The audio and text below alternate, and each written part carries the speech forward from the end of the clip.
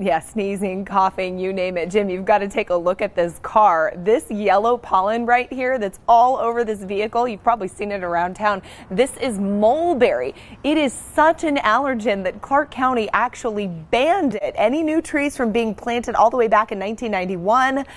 But as you can see, it is still everywhere. So it's sucking air in through this little intake right here, and it'll impact it onto the slide where the pollen gets collected. 365 days a year, grad student Joseph Jean and his colleagues track pollen counts in southern Nevada, meticulously collecting, then counting in the lab.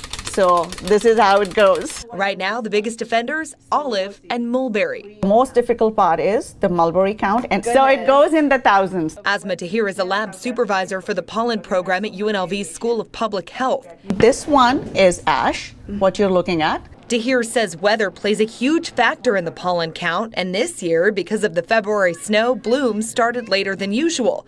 But overall, the pollen count has remained consistent from years past. The numbers are pretty much in the same range, but I think the weather was so cold that the bloom came in later. For those suffering now, you may be surprised to hear the pollen counts are actually lower than a few weeks ago. We still have high numbers, but not very high numbers. Hardly a relief to the 30% of allergy sufferers, but Tahir says counting the numbers is important. We would like to see that what the pattern is. She says global warming has impacted pollen counts. A longer growing season means more pollen, and here in southern Nevada, wind is also a key factor.